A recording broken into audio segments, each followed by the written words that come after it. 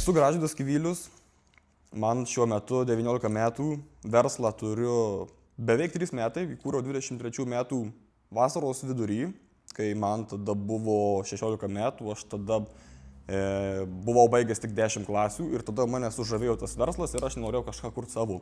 Tai esu šiaip 5 metai, galima sakyti, Marijampolietis, čia gyvenu, 4 metus mokiausi, o šiaip esu kilęs iš Kybartų miesto ir verslą plėtoju irgi tame pačiame mieste.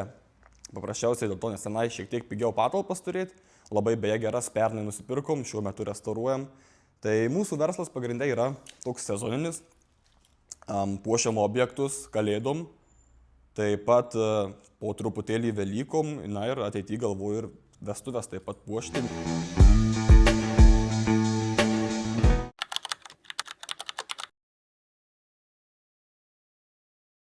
Aš manau, jeigu aš rytoj prarasčiau viską, tai aš ko gero reikėtų pradėti nuo naujo viską. Tai pirmas dalykas, jaučiu ką daryčiau, tai ko gero pasiskolinčiau pinigų iš artimų arba iš tų žmonių, kuriuos pažįstu.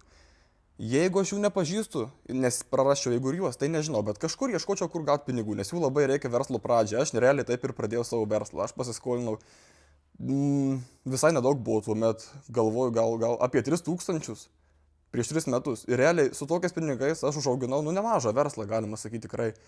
Tai aišku, aš nelyginu su didžiuliam imperijom, kur milijonai, bet ta prasme verslas, jau jis atsistojęs ant kojų, galima sakyti. Tai ko gero pasiskolinčiau pinigų. Toliau, ką aš bandyčiau daryti, aš bandyčiau sukurti ryšius su žmonėm, nes realiai tai aš taip ir pasiekiau, sakykime, tuos objektus, kuriuos aš čia esu puošęs Marijampoliai. Ne aš reikėtų sakyti mes, bet iš esmės aš dirbu vienas su kolega, tai aišku, kartais padeda ir kiti, bet praktiškai yra kelių žmonių rankos. O visos idėjos be abejo dažniausiai kyla, nepaslaptis mano galvoje, pasitariam, aišku, kartais su kitais žmonėm. Tai bandyčiau sukurti ryšius su žmonėm, kad jie manim patikėtų, įgautų pasitikėjimą ir bendradarbiautų paprasčiausiai. Tai aišku, ką daryčiau, nes čia yra mano gyvenimas, o kai iš jo dar papildomai, pirmiausia, aš darau ne vien tik dėl pinigų. Pinigai, kaip mano mentorius Klemensas, agentas Mantingos, į kurias yra pasakęs, pinigai ne pačio pirmoji vietoje versle yra. Pinigai atsistoja į ten 5, 6, gal 7 vietą.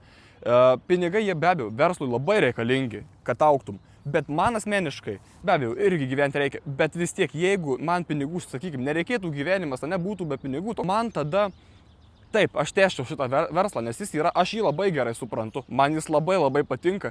Ir pavyzdžiui, netgi kada tikrai būna sunkių dienų tame versle, tai kada tu realiai nori pasiduoti, bet tu žinai, kad tu negali, nes tau tas patinka, tai iš esmės tave tas ir, kai tau veikla patinka, tau sunku nutraukti. Tai aš tikiu, kad šitas verslas, jis ir gerokai po manęs, aš jį išauginsiu, aš tikiuosi, kad jį perims kažkas kitas.